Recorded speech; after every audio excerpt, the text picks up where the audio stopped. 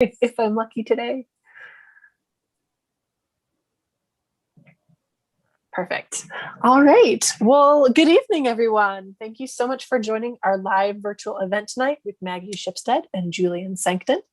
I'm Jessica from the Country Bookshelf here in Bozeman, Montana, on the unceded ancestral land of the Apsaliki Crow, the Salish Kootenai, the Cheyenne, the Shoshone Bannock, and Ochedee-Shokoan peoples. We encourage those of you joining us from outside Bozeman and Montana to learn more about the land that you occupy and the stories of its people. We are grateful to be here in this virtual space with our fellow Books in Common Northwest stores, Paulina Springs Books in Sisters, Oregon, and Madison Books in Seattle, Washington. Be sure to visit booksincommon.nw.com for more information about future Books in Common events. You can also follow us on Eventbrite to register for those upcoming fun things. Like this Thursday, we'll be live with Geraldine Woods and JP Kemick talking about the sentence. So before we get to our speakers this evening, I do want to point out just a couple things about our virtual space. In the chat, you can find a link to booksincommon.com where you can go to purchase your copy of either of our speakers' books tonight, The Great Circle from Maggie Shipstead and Madhouse at the End of the Earth from Julian Sancton. Just click on the logo of your favorite sponsoring store and you'll be taken away to all sorts of wonderful adventures that we'll tell you about a little later.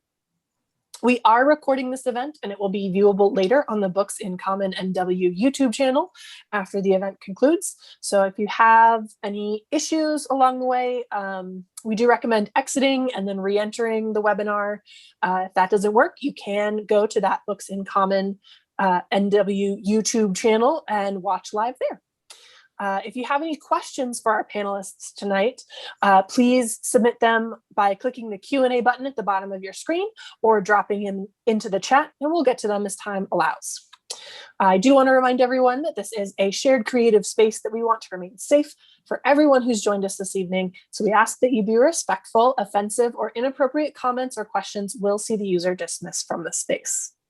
So without further ado, Maggie Shipstead is the New York Times bestselling author of the novels Astonish Me and Seating Arrangements, and the winner of the Dylan Thomas Prize and the Los Angeles Times Book Prize for First Fiction. She is a graduate of the Iowa Writers Workshop, a former Wallace Stegner Fellow at Stanford, and the recipient of a fellowship from the National Endowment of the Arts. And she'll be, oh, that's upside down. She'll be speaking to us today about Great Circle. Julian Sancton is a journalist and feature writer.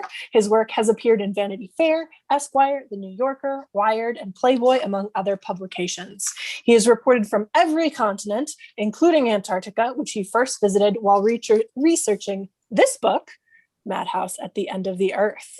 So, without further ado, thank you so much for joining us, Maggie and Julian. Take it away. Thanks Jessica. This is so fun. I was thinking so for the people at home, we've worked together on a couple of magazine stories, but I'm not sure we ever actually spoke. I think we did edits by email, yeah. All been by email. I think the first time we had an exchange was, I think was it late 2018 or early 2019 when I was working at Departures Magazine, the late lamented Departures Magazine, where Maggie has been a contributor. There was an incredible opportunity to send a writer to Antarctica. And we were thinking, who could do this justice? It's such, we rarely do this. It's such a big story, and it was like, 6-week trip or something. Maybe not quite that long, but it was long. Yeah, it was about 5 weeks, or I think we're on the ship for about a month. Yeah, it was a month. Right. And, it went down South America, down to the Antarctic Peninsula and back up. It was an epic trip, and we all decided, that we can't think of anybody better to do this than Maggie. And so we got in touch, and it turns out at that time I was already thinking of and researching Madhouse, and had already made plans to go myself and to Antarctica and with another company. And so we sort of geeked out about Antarctica, and it was just remarkable that both of us would have books that featured the continent so prominently come out on the same day, one fiction, one nonfiction. So it sort of made sense to us, and I thought maybe we would start with discussing with your incredible book, if you don't mind. Maybe you want to, I guess just because we've mentioned Antarctica, I wanted to start with the component that took your main character there, this idea of a great circle. And if it's not giving away too much, and I don't think it is because it's described early on, the great circle is an idea that I had, people are always trying to find new ways of new exploits in exploration, whether it's the first to the poles or the first to blaze through the Northwest Passage, or the first to cross the desert on a pogo stick. There's all sorts of crazy exploits that people set for themselves. And the idea behind this one is to circumnavigate the Earth, but not the way we all imagine it, the way Magellan did, which is east to west, but longitudinally, like a meridian, north to south, and that you can slice the Earth, any number of ways.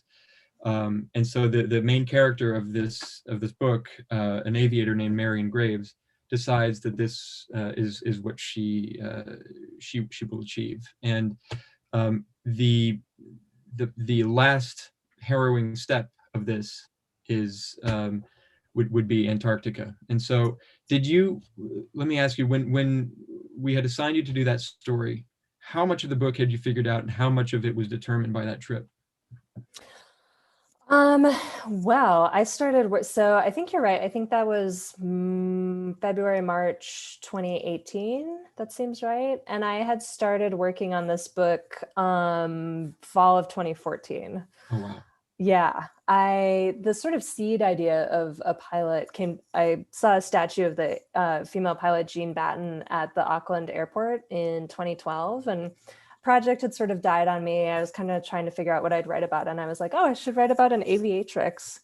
And then I didn't really make any headway on it, or I sort of tabled it, like Astonish Me came out, I was busy until 2014. And then I sort of had that question of, well, what's left to do, and Amelia Earhart disappeared trying to fly. So the, great circles on the globe are the equator. It's the circumference of a sphere at its largest point, and then all the lines of longitude.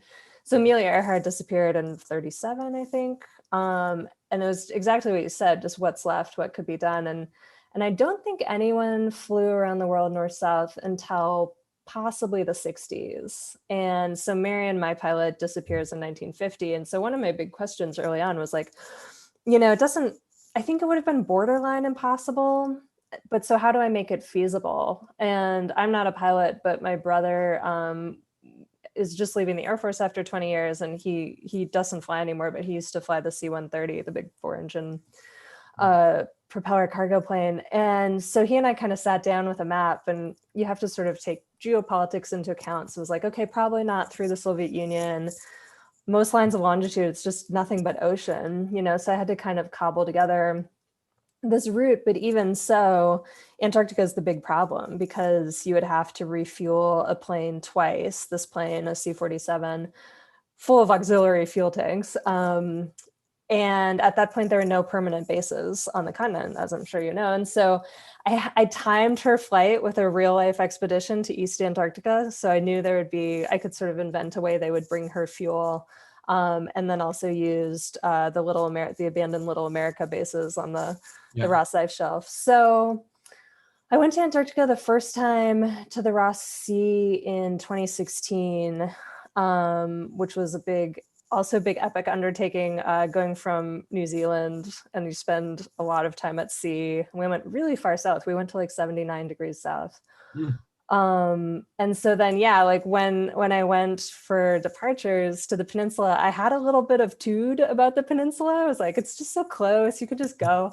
But it was, of course, as you know, like so spectacularly beautiful, just stunning, epic scenery, really different in some ways from the Ross Sea. And also the special part was that my mom could come with me, because it's a cruise, you can bring a guest. And so it turned out to be this, just life highlight. And of course, snuck into the book as well. Right, and your mom, it had a profound effect on her as well, right? I mean, like tell us about the her Antarctic obsessions. Well, we arrived, we crossed the Drake Passage pretty uneventfully. It was pretty flat, and yeah, pretty bleak and flat, and got to Antarctica, I think the day before her 68th birthday. And so we, go on the Zodiacs to shore. I think we're at like Cooverville Island, maybe somewhere in there. And she was like, I would kiss the ground, but it's covered in guano. And she discovered this just immediate affinity for penguins, which I don't think anyone's ever failed to be charmed by, and so now Gentoo penguins are very much her soul animal. Yeah. So I mean, you write so beautifully about about aviation, so poetically about it, and I think it's something that also seems to it is such a poetic idea that we could imitate a bird and just try to do this thing that we weren't designed to, and the freedom that comes with it. But you also write about it viscerally, and technically. And how were you able to gain that knowledge? You said you're not a pilot, but it really feels like you are. Yeah, I thought a lot about taking flying lessons, especially at the beginning. And just ultimately, I kind of decided I didn't want to. Like a little bit like one of your characters. Yeah, exactly. Yeah, Hadley is this movie star character, for those who haven't read it. And she's playing my pilot in a biopic about her life years after her disappearance, or almost 70 years after her disappearance. And she has one experience at the controls of a plane, which is the same. The only time I've controlled a plane was in a glider, and we were flying, the pilot was behind me in this little tiny, cockpit, and he was like, okay, you can make a turn. And I turned it a little bit and I just did not like it. I liked nothing about it. I was like, okay, that's good. Like, back to you. But yeah, I kind of did what was available to me, which was read a lot of books by and about pilots. I showed, and then, when I came across a more technical question, I'd try to investigate more technical sources and kind of weave it all together. I showed some passages to my brother just to be like, does this seem right? But yeah, at the end of the day too, I think if there's something I can't find the answer to, I'll just sort of elide it a little bit. Well, and that's the glory of fiction, is that you're good at getting into people's heads, and also you're allowed to imagine somebody's reality. So, when Antarctica, I think it's to get back to that for a second, because I've been obsessed with this for as long as I've been writing this book. I think it's obviously more than a destination. I think in your book and in mine, and also in the minds of the people who go there, I think it's as much of a metaphor as it is a place. Thinking back to Edgar Allan Poe writing about, and Arthur Gordon Pym, he writes, nobody had been to Antarctica at that point, or certainly not to the South Pole. And he imagines that the South Pole is this immense white cataract, and he sees almost a shrouded white figure standing. You have no idea what it could be. Death, as you mentioned in your book, it might as well be death itself, about that flatness of the South Pole. Did you see Antarctica from the beginning? Was it going to be, I know you mentioned that it had to be part of this great circle, but did you imagine that it would be a canvas onto which, some kind of metaphorical resonance the whole time? Were you aiming towards it? I mean, I think I hoped I would find resonance in it and maybe trust it. I've always been interested in it. I remember reading Sarah Wheeler's book, Terra Incognito, as a young teenager, and being really captivated by it, and wanted to do the artists and writers program at McMurdo. I think when I went, and I'll be curious what you think about this too, I'm not sure. It was important to me to go. I don't think I could have imagined it vividly or accurately. And part of it was when I first went to the Ross Sea, we arrived in the night. I mean, it was light 24 hours a day, but we arrived when I was asleep. And so I looked out the portal in the morning. We were at Cape Adair, and there are all these Adelie penguins and spectacular mountains. But it was also this moment of like, oh, this place wants to kill me. Like, this place is deadly, and just the sort of indifferent menace of it I don't know if I would have felt without seeing it, just the monochromatic nature of it. I think it's beautiful, and I sort of would say I love it, but I'm not sure I could have felt that. And another thing I sought out was, of course, when you go on a ship, you see the coastline, and it was really important to me to get a sense of the interior, but I knew it would be prohibitively expensive to fly to the Antarctic interior. So for outside, I did a story on our the unit of the National Guard that does our polar airlift. And so in the northern summer, they train in Greenland. And so I flew in the back of a C-130 from New York to Greenland, and we're there for a few days, and we landed on the Greenland ice sheet. And so I got to have that feeling of just the sort of perfect white disc of flat ice in the sky, and such a strange feeling, like seeing the curvature of the earth and being on the skin of the planet. I don't know. Did you, when you went, were you surprised? I did feel like it was an environment that we had no place in, that we were one of the few places where we are absolutely visitors. We called it the last wild place in Departures, and I think that's how I felt about it. It felt like something to me out of as you mentioned, the two. I've never seen the Ross Sea, but I imagine that these cliffs of ice from the ice shelf are just humbling and sublime. But what I did see in the Antarctic Peninsula was these mountains that jut straight out of the water, as if and they're covered in glaciers. It's not just in the valleys. They're every facet that can hold snow holds like a glacier, just how many dozens of meters thick. And it just felt like the Himalayas had just jutted out of the water or that the sea level had risen to near the top of Everest. It was like something out of Tolkien. Yeah, and just impossible to grasp the scale of. Like, you sort of look at them and it sort of seems like you'd be able to, and that's even, not even getting into the weird optical illusions of this place, but it just sort of looks like you'd be able to walk up that.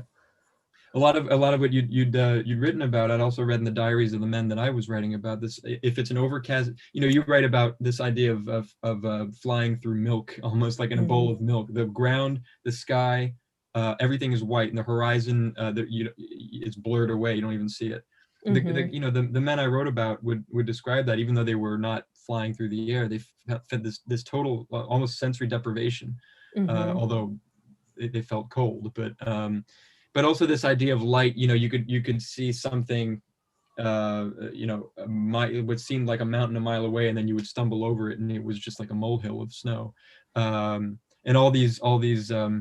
You call it a trickster, and that's also the impression I got, both being there and reading the diaries, that light there is not to be trusted. There's all sorts of optical illusions. There's sun dogs, moon dogs, fog bows, parhelix circles, all these the exotic names that are just like talismans in the sky. It was just a ridiculously varied bag of tricks that light has down there.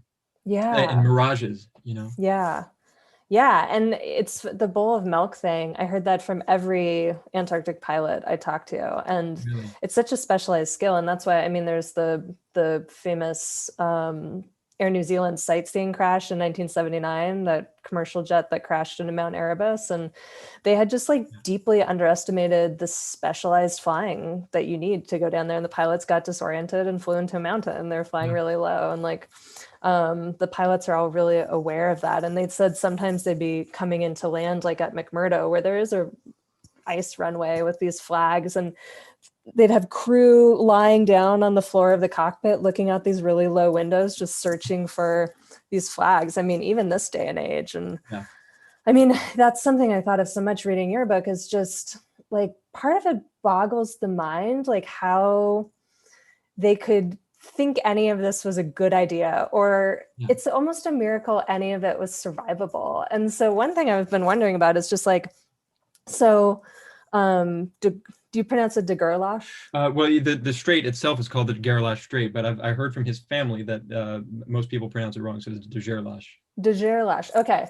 So, there's this pivotal moment where the ice is sort of starting to close in around the Belgica. After they've been down there, they're trying to get this further south. And then he has this choice of turning south into the ice or turning north. And it's sort of like, you know, maybe in a way it's brave to go into the ice, but at the same time it's cowardly because what he's driven of is his fear that these newspapers back at home will be mean to him, right? Like, how do you sort of manage the calculus of like bravery and cowardice and foolishness? Yeah, and I think there's always, you know, when you're,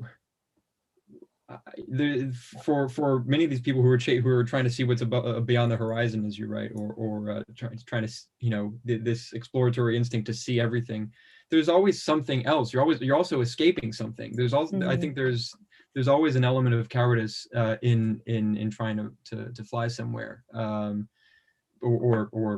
you know, to escape somewhere. And I think I wrestled with whether he was you know, glorious or cowardly, and I think he's both. And he was not a great leader of men, but he did genuinely have that instinct to pursue the southern route. But what led him to condemn his men to a year's imprisonment, and as far as he knew, to a certain death, was this idea that if he came home with no story to tell, it would have displeased all his backers back home, and his name would have been mud, you know. So yeah, it's strange that the motivations that lead to these exploits. Yeah, well, and of course hindsight's 2020 too, and like knowing all the things we know now, like there's, you know, a fascinating section in your book about scurvy, which maybe for those who don't know, will you sort of explain the trajectory of... And there's an addendum to this that involves something I just learned a few days ago.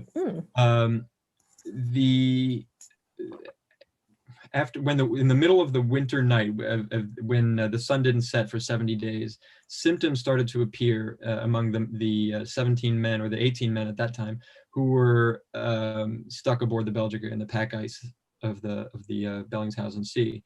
Their limbs started swelling. They became lethargic. Their skin became papery, and the doctor aboard, who was an American named Frederick Cook, later to be known as one of the great con men in American history, a combination of, you know, P.T. Barnum and Bernie Madoff. In this point, was a genuine hero, and he recognized the early symptoms of scurvy. And scurvy is a vitamin deficiency. It's when, you know, we don't produce our own ascorbic acid, which is vitamin C, and without it, the body comes undone. And you know, by that point, people had it was known that one of the cures was to eat fresh vegetables, or especially fresh fruit or citrus fruit, but they didn't have any of that. And after about 3 months of not eating fresh food, that's when scurvy symptoms kick in. So Cook decided that he had lived among the Inuit, or had experience among the Inuit in Greenland, and he realized that even though their diet didn't involve many vegetables or fruit, they didn't suffer from scurvy. So what they did eat was a lot of fresh game, and so he forced his shipmates to stifle their revulsion over penguin meat and seal meat, and force them to eat the fresh game that was around them. And it was a great insight, because nobody knew that meat could do this. But his ability to improvise and even to, you know, BS a little bit, actually in this case saved a lot of lives. But so recently there was a study that came out a few days ago that suggested that Shackleton, who is an explorer that a lot of probably more people will know than the Belgica explorers, the great English Anglo-Irish explorer, that he may have been suffering from when it was assumed he was suffering from scurvy, he may have been suffering from beriberi disease, which is another vitamin deficiency, was thought to be exclusive to Asian countries, where people ate a lot of rice and nothing else. Poor people at the turn of the 20th century would get this a lot, and it had a lot of similar symptoms.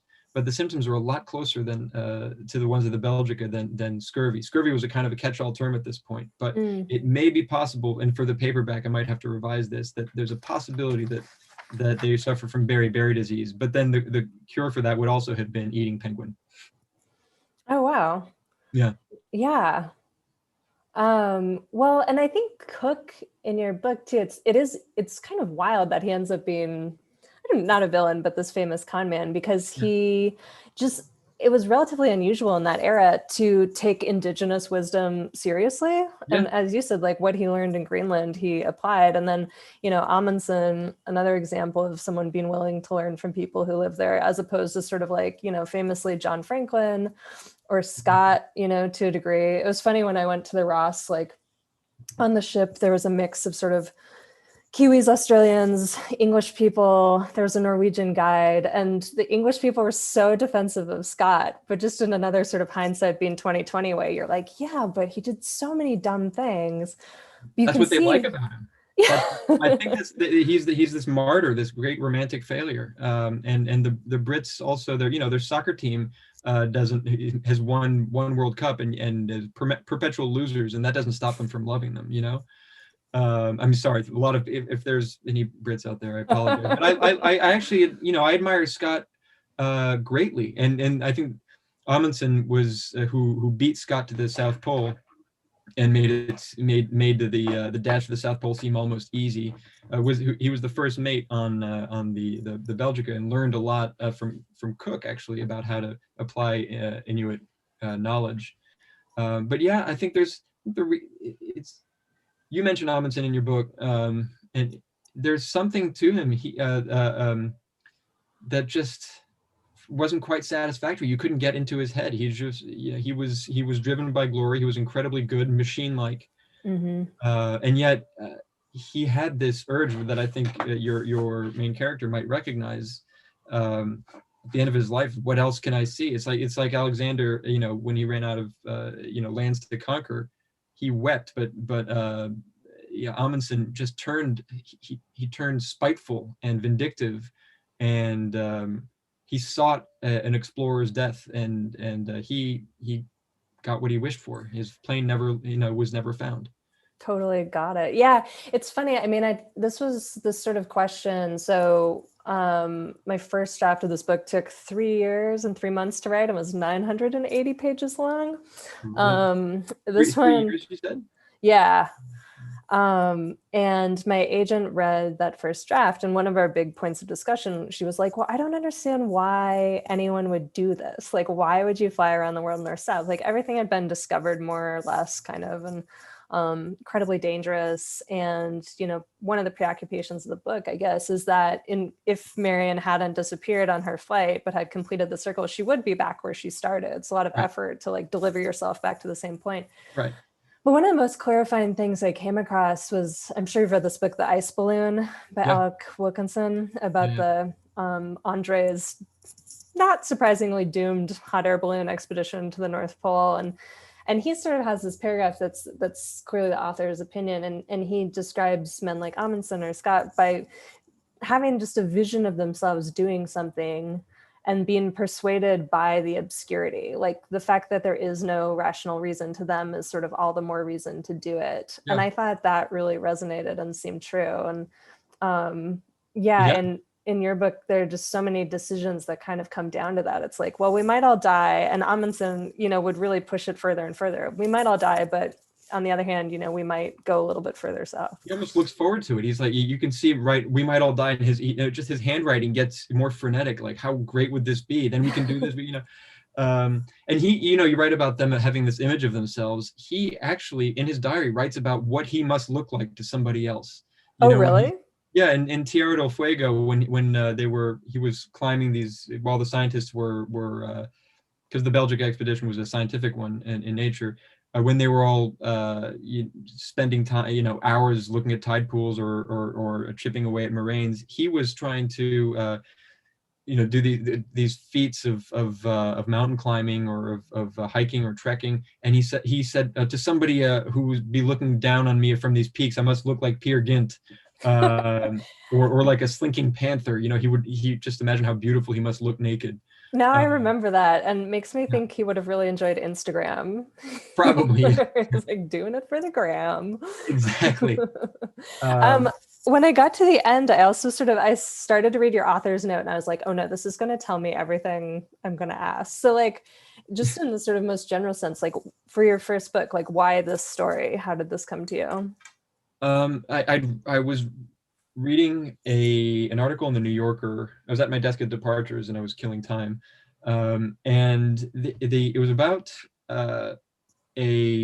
NASA's plans for designing manned missions to Mars and studying. At that time, they were doing simulations on Mauna Loa, I believe, in Hawaii, and they were studying what the effects of confinement, isolation, and being around the same people all the time, and all these sort of stressors might have on a small team of astronauts. And the article began in classic New Yorker fashion by backing into the story, and there was a short summary of this expedition that I'd never heard of, the Belgica. And in that summary, it managed to evoke this image of people going literally insane in an icebound ship.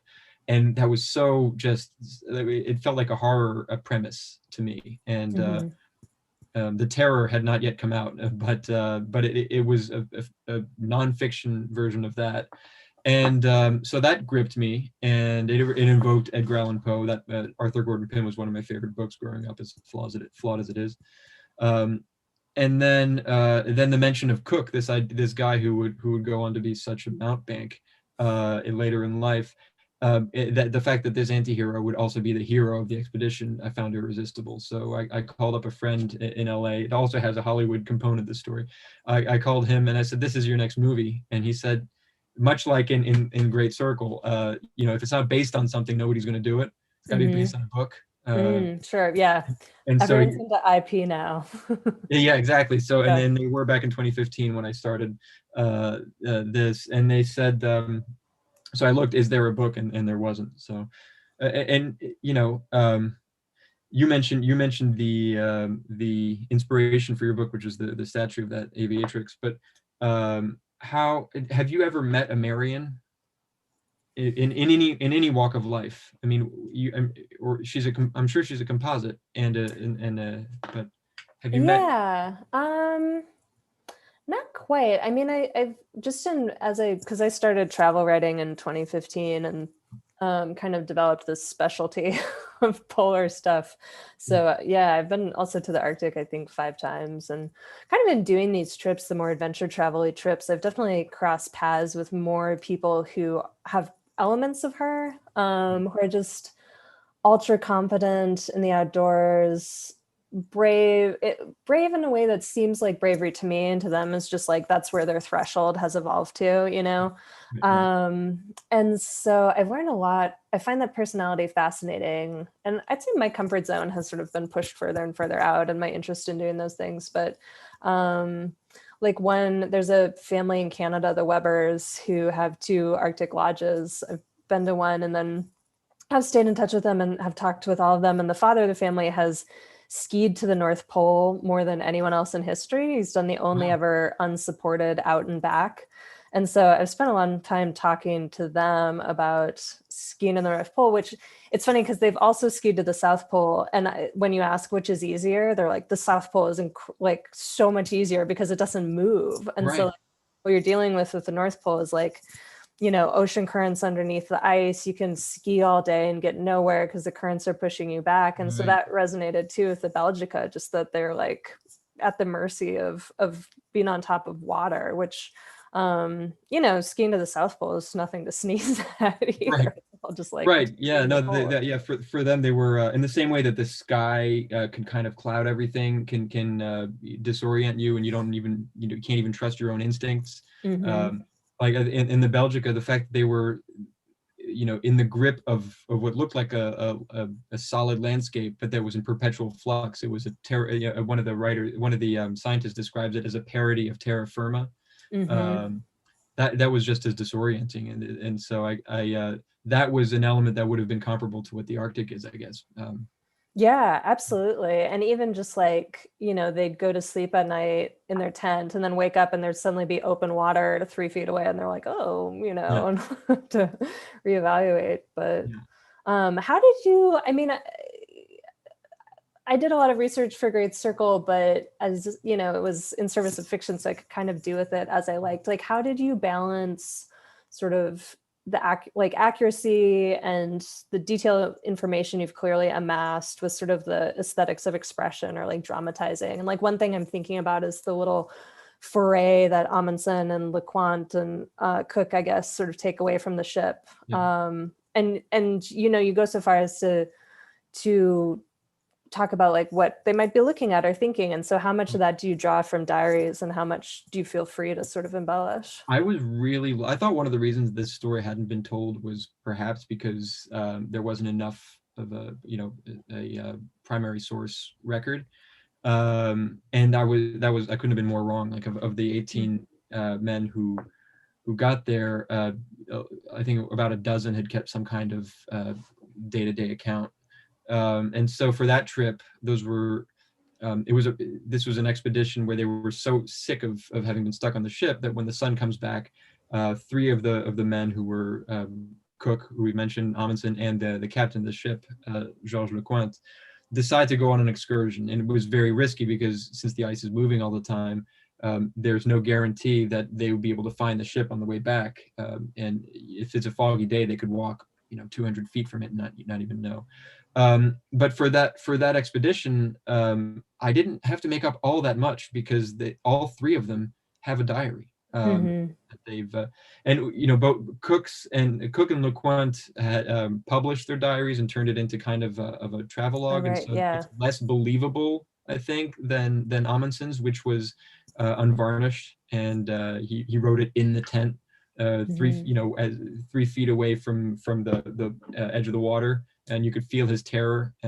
As much as they would exaggerate or they would minimize, his was definitely a stoical but accurate, I think, account of it. But yeah,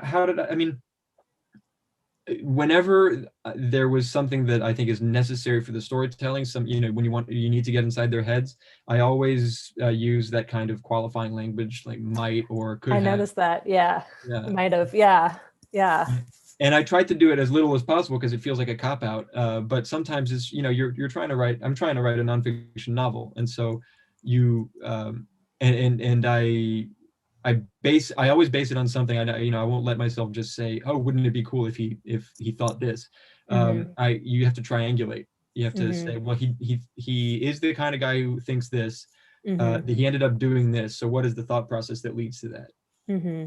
Or you connected events from their past sometimes to the present. And it seems like a very fair bet that they would have also thought about that, especially given that they had, 24 hours a day to think about stuff.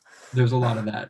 There's a lot of that. And sometimes just use your common sense. Like, we sometimes think about things without deliberately thinking about them. Things cross through our mind, all our actions are informed by all our experiences. So I know it also helped that I asked one of the Departures fact checkers to be the fact checker for this book. So. Oh, nice. Yeah. That must be a big job. Did you do fact checking as you went along, or did he or she just do it with a final Stupidly, no, I did, and I didn't. I had a long document with all my sources, and that's one of the reasons there weren't endnotes, is because I know where everything came from, but it was just pretty disorganized. So I gave that to the fact checker, and he made sure everything was right. But how did you choose, since you've been travel writing for a while now, and this book is so full? It's almost as if you tried to cover the entire world with this book. And how did you choose but there's several central destinations or locations. There's Missoula, which plays a big part, Hawaii, New Zealand, Antarctica, Europe, it plays a part. And so how did you select all of those? Were these things that had stuck with you particularly, or did you map it out saying, well, it would make sense and I've been there and I can describe it, or Oh, it was so happenstance. I don't outline or plan. Really? I would if I could.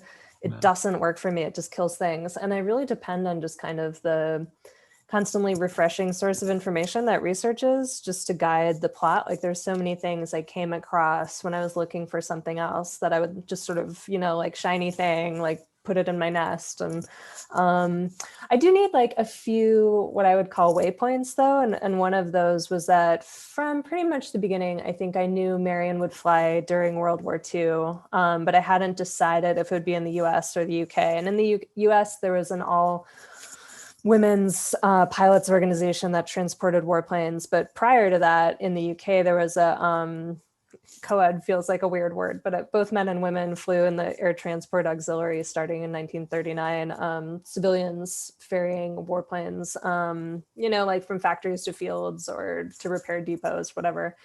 And so I kind of had that to aim for. So I knew that would be in there. I had initially planned to set it in Nebraska, to have Marion be from Nebraska. Those plains states have big aviation history and tradition. But then I happened to spend 2 months in Missoula in spring of 2014. And while I was there, I was literally trying to write the opening chapters to this in Nebraska, and it just didn't really work. And it wasn't until after I left that I thought, here's a place I've actually spent time. It's a super interesting place. It's beautiful, interesting in terms of topography and sort of the frontier history and that era of the 20s and 30s when Marion's growing up. And then other places really were dictated by that line of longitude. When I found a line or close enough that I thought was pretty feasible. And some were places I then sought out. I'd actually been to Svalbard also right before I started writing in summer of 2014 on an artist residency. And then after that, I started pursuing places more. But yeah, I went to Alaska on assignment. Hawaii I'd been to, but also went on assignment. The New Zealand subantarctic, Antarctica. So I kind of, I was traveling kind of purposefully for research, but also there were places I'd end up almost by accident. Like I went to the Cook Islands on a layover. And so then they happened to also be on that route. So it's like in they go. And I would feel confident writing about them. But, in fiction, everything has to be filtered through point of view too. So there were a couple places I used that I hadn't been. But yeah, again, would just sort of keep it simple. Yeah, that's the trick, right? Just don't. And were you relying on other travel writers, or were you just relying on images when you don't go to a place and you have to recreate it? Well, really, I was just talking about place and writing on Sunday, and kind of the one that sprang to mind was they landed Sweden after a storm. I hadn't been to Malmo. But I just, you can stay in a hotel room. That's all you need to know. Yeah, right. Get a sense of the city. Google Street View. Right, done. Hello, Jessica. Hi, Jessica. Hi. I thought I'd pop on with some of our questions, but I'm selfishly going to interject a couple of mine first. Maggie, I'm curious because I feel like Marion is so compelling and she just sucks you in. And I'm curious how Hadley came to you. Yeah, she came second. But so, again, for those who haven't read, Hadley is this movie star playing Marion 60 odd years later. I had just moved to LA, had just settled in this house, and I started working from the beginning of the book, which, starts actually before Marion's born with the ship launch for reasons I can no longer remember why I started there. And just one day I wrote a section just kind of in isolation in Hadley's voice that had no ostensible connection to the Marion stuff. It was just her leaving a nightclub with sort of a John Mayer type pop star and publicly blowing up her relationship. But something in me just told me this was the missing piece for me. And I think there is an argument for a version of this book that doesn't have her, that some people have made. But I think I wanted that just sort of sharper, more acidic voice to just cut through the sort of log of historical fiction. And I also wanted a lens with which I could get at just this question of how much of a person is lost, when someone dies. Like the reader is very privy to Marion's life, and then Hadley's trying to reconstruct it. And so you can kind of know what she doesn't know. And so a lot of the book is about scale, like a human life is very big and very small, and our planet is very big and very small. And so how do you start to reconcile those things? So that's how it got started. And then I also just thought it was fun. It was just different. Definitely. I love the describing it as an acidic kind of component to the flavor profile you were trying to Yes. Julian, I'm curious why, I mean, you mentioned Shackleton's Journey. I feel like a lot of people are very familiar with like endurance and that kind of thing. And I'm curious why the Belgica didn't get the love. Like what was, Yeah, what was holding folks back? I think the language barrier, and that was what was holding the Belgica back too. There was sort of by default, it was an international expedition. There wasn't much of a maritime tradition in Belgium, and the few Belgians, even though it was supposed to be flying under the Belgian flag, the few Belgian sailors that de Gerlache was able to find were definitely a mixed bag, and some of them even tried to mutiny. So he brought in Norwegian sailors who had more experience with navigation in the ice, and he brought in an American doctor, and he brought in Eastern European scientists, and so it was a ragtag bunch, and so it wasn't part of any one country's real sort of tradition. Maybe Belgium, but even then, I think the fact that the great expeditions that we know of, whether it's Shackleton or Scott or Mawson or Bruce, these are all Anglophone mission, and we don't talk much about the French explorer Charcot either. And even the Swedes, there's Borchgrevink. We know about his expedition because it was under the British flag. So I think the language barrier was a problem, and it also caused all sorts of problems for the Belgica itself. The other reason is, I think, because it didn't end up reaching any of the great firsts of exploration. It didn't go the further, even though it went very far south, it didn't go the furthest south. Even though it got very cold, it didn't break any records. And there was, Shackleton also didn't actually get to anywhere in any of the great firsts, but he did get farther south than anybody at that time. So, but despite that, I found that probably by virtue of that, the human drama played more of a role for me.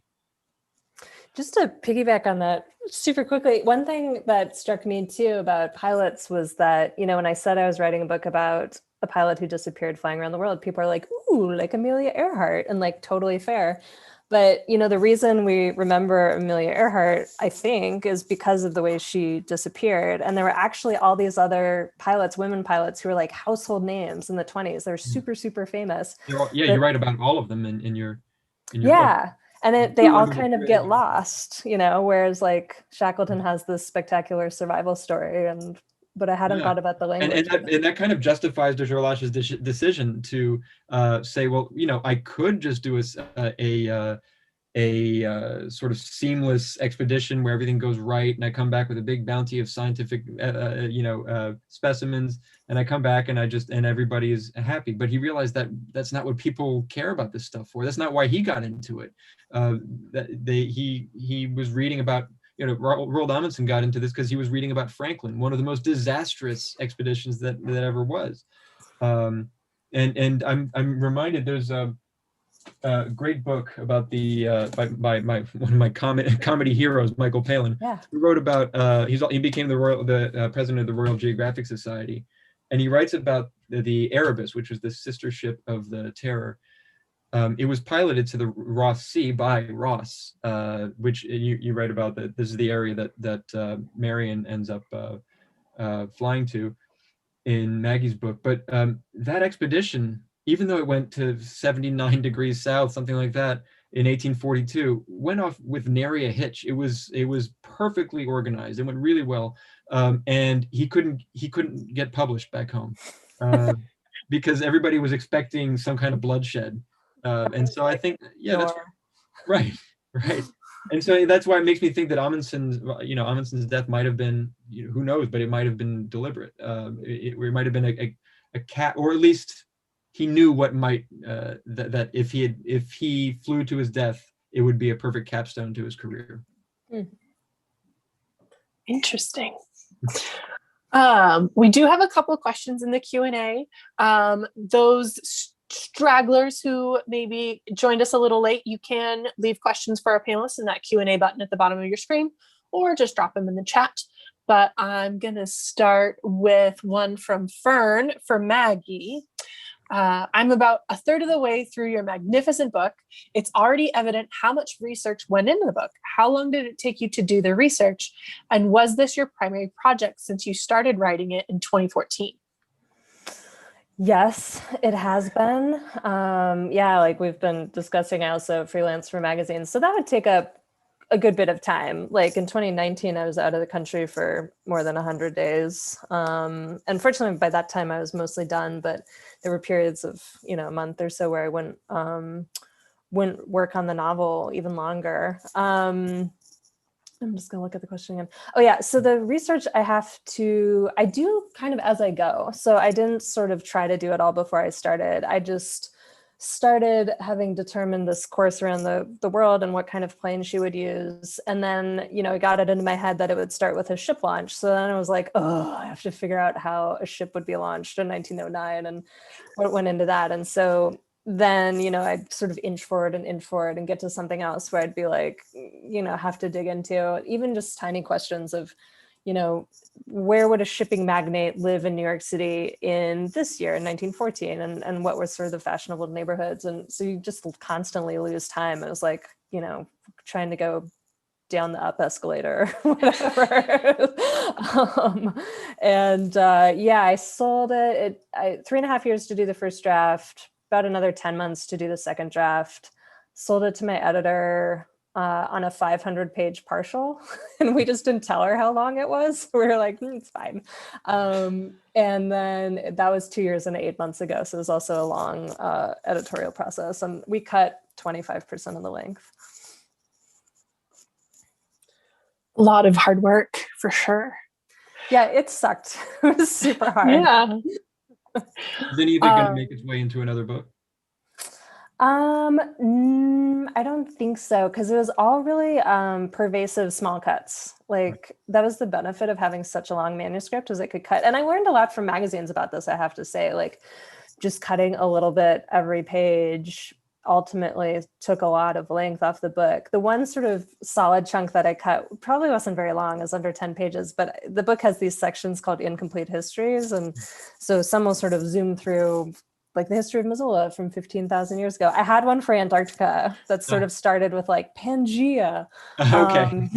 But my editor was like, you know what? By this point, people have read 500 pages. Like nobody wants to go to Pangea. And I was like, okay, fine. But that's sort of the only thing. Take a step back. Yeah. Yeah. She's like, people are ready for this book to be over. So yeah. Or not. I was, well, by the time I was doing page proofs, I'd read it so many times. I was like, thank God this isn't 1 page longer. Megan also has a question for Maggie. If you don't outline, how do you keep track of 1,000 pages? So, I mean, you can't hold it in your head, but I'll be interested. Julian, do you use Scrivener?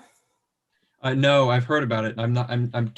I probably should use it because I'm disorganized, but I'm too disorganized to use it. It was a game. Like I downloaded Scrivener right when I started writing this, and I've been on like a Scrivener promotional tour. Like I can't fathom having written this on Word. Did you write on Word? On Word, yeah. I wrote on. I started on Google Docs so that I could. Wow. So that I could write it on the train as well, Wow. and then I ended up getting like the Microsoft Word license. But yeah. Like so, Scrivener is it's a word processing application, but it's also designed. I think it was maybe designed for novelists, but it just allows you to write a book this long on Word. I'd either have to have 1,000-page document or 80 different documents that were the chapters, and there'd be no way to rearrange the length of the book without literally copying and pasting. And Scrivener let me keep all my documents sort of in like a list, and then it has a pane where you word process, and you can move your little pieces around, you can sort of lay them out and look at them, you can set things side by side. So that was a really powerful tool, and it also lets you put research in there, which I thought I would do more of than I did, but That was absolutely necessary. And then, you know, every time I read it, I'd find like these loose threads that I'd abandoned that I have to clean up. And part of the hard part about writing something that long is every time I changed something tiny, the ripple effect would be enormous. I'd have to go back through and sort of rejigger the entire book. So, and I'm not really planning to do it again. We'll see. Right, I'm gonna try Scrivener. Yeah, must. You have to do the tutorial. It's so like janky, but it's a must. Does it help with like keep, you know, if I wanted to footnote everything, does it allow me to do that kind of thing? I think so. Yeah, I never used that, but it definitely is set up to like help you sort of consolidate your research. Okay, good. Yeah. That took a lot longer than I expected. Yeah. Oh my God. Megan also has a question for Julian. Did you find yourself identifying with your subjects, or were they too far afield for you to feel any kind of kinship? I weirdly identified with the guy we called a coward. His decision was I spent the most amount of time trying to get into his head, because at first he was opaque to me. I couldn't understand why somebody would steer deliberately into the ice. And the others, Amundsen, Cook, they were larger than life. They felt like characters from an operetta or something. And they were so colorful, I didn't feel like I needed to do all that much work. I eventually did, but they were just they popped out to me immediately. But de Gerlache, the commander of the Belgica, for me, he was the first draft. He was a cipher, and I tried to do a lot of work to get to understand his motivations, why he was so obsessed with what people thought of him, and that's something I identify with. This combination of being a dreamer and being, you know, so shy and retiring, it just I don't know that I would say I identified with that, but I felt really close to him in a way, and I found, you know, he should be given credit for, at a time when people were racing to war, there was such a jingoistic frenzy, and people were trying to claim all these unclaimed lands, and all these colonial projects were going on. He rejected a chance to go work in the Congo, this odious colonial project that his king, Leopold II, had invited him to take part in.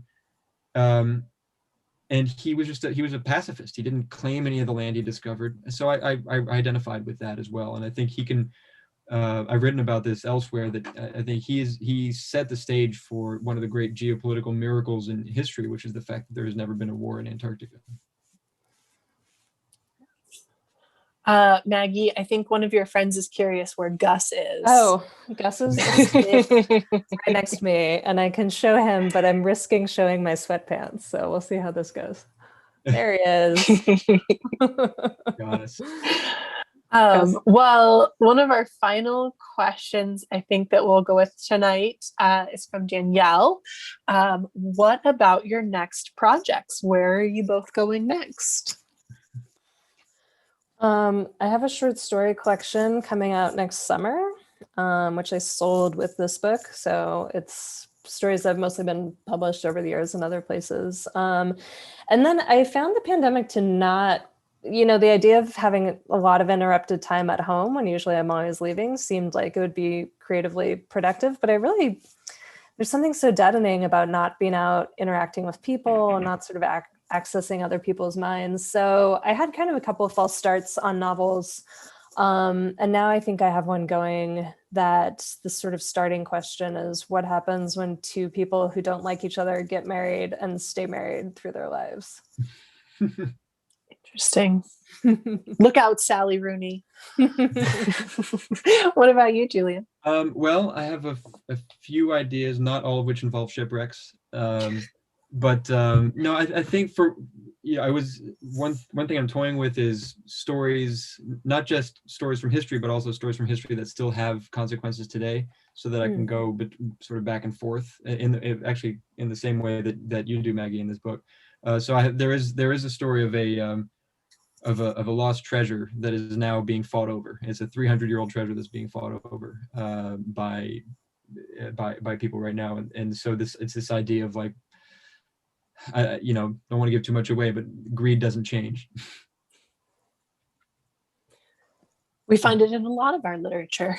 It's a pretty common theme, but I True think and not true. this story would be a nice window into it. Oh, that sounds really good. Yeah.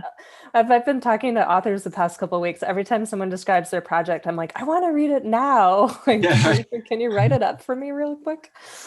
Yeah, well, it involves some investigative journalism, and that would be a new skill for me. So. Oh yeah. Ooh, even better. Yeah. Well, I want to thank you both so much for joining us today. Again, if you haven't picked up your Indies Choice picks of the Great Circle, and you guys are right next to each other. There's the Great Circle, and there's Madhouse at the end of the earth. Who'd have thought? I know, it's like a truly bizarre coincidence, the timing of this. Do be sure to visit booksincommonnw.com to pick up your copies of the books, and check out what we've got coming next. If you were super excited by Julian's treasure hunting tease, we will be talking with Daniel Barbarisi about the Forest Fen treasure hunt, which is a little bit more modern, on June 1st. So be sure to check out that booksincommonnw.com or follow us on Eventbrite. Thank you both so much for being here today. Everyone go grab your copy. I've been listening to the audiobook of The Great Circle, and it's also very good. So don't be shy. Great summer reading. Yeah, thanks to everyone for coming, and thanks Jessica, and thanks Julian.